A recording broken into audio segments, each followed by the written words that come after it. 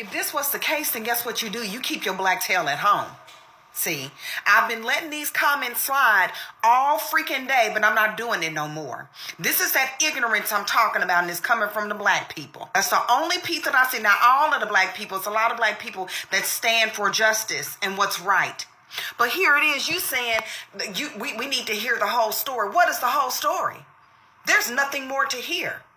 I even saw in another video where they were saying, oh, well, y'all don't know the whole story because he was being bullied and, they were being racist to him. Let's just say Austin was being racist.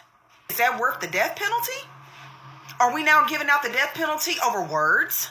So as we all may know by now, a young man by the name of Austin Metcalf, a 17-year-old teenager, was killed by another 17-year-old teenager by the name of Karmelo Anthony.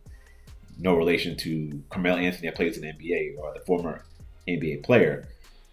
Which actually is funny because that the name Karmelo is in the news for the wrong reasons now. And it's funny because this is just when the basketball player Karmelo Anthony was just named to be in the NBA Hall of Fame, this past weekend. So talk about bad time for him. But anyways, so once I heard the story, of course, I was sad to hear. And of course, my condolences go out to Austin Metcalf's family. It's very sad about the story. And also another thing is that I wondered how the media is going to spin this. Because, this is a very unfortunate way of thinking. But this is the world that we live in right now. The way that the mainstream media covers a story like this is going to dictate to me what's true and what's false. Black teen kills a white teen. How are they going to spin this? What angle can they use to race bait and make some type of grift on and expand on a lie? So when I saw all the chaos on social media with one side saying Karmelo, did what he did to Austin in cold blood, that's one side. And then I saw the other side saying that, Karmelo basically defended himself because he was being bullied by Austin and also his twin brother. So that's that side. So I said, you know what, look, let me go to CNN.com. So go here, CNN.com, and scrolling, nothing. Typed in Austin Metcalf's name, nothing. I go here to MSNBC.com, type his name, scrolling, nothing. And that right there told me all I needed to know.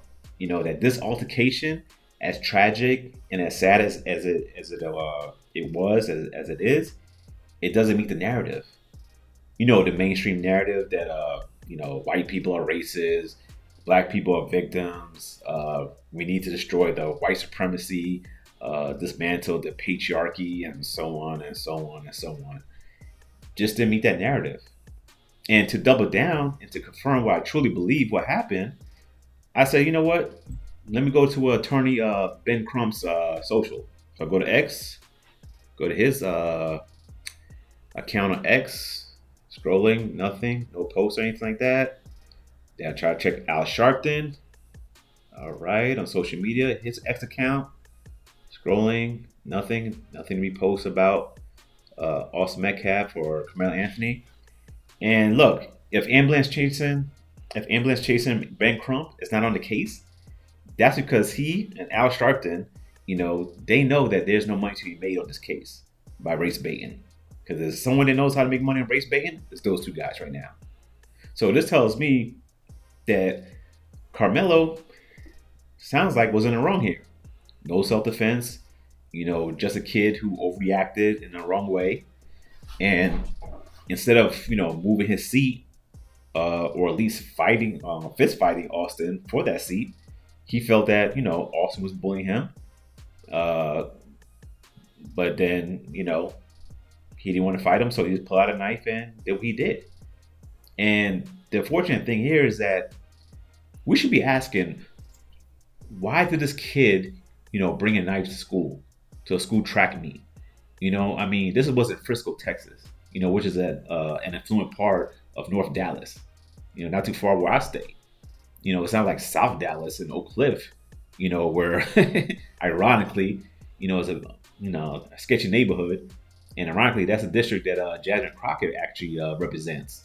You know, and speaking of Jasmine Crockett, here are some people online that I would believe who would vote for her because they were very quick to pass blame on to Austin Metcalf and saying that he caused this. Hey, boy, why you sitting under our tent, boy? You don't belong.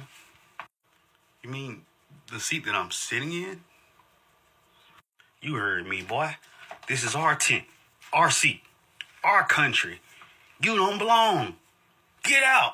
I'm gonna make you get out. You know what, Master? You show rights, Master. I'm in the wrong seat, Master. Let me go to the back of the bleachers. Let me go to the back of the bleachers. This is a whites only seat, huh? My apologies, sir. People are starting a race war and turning this kid into a martyr for white supremacy.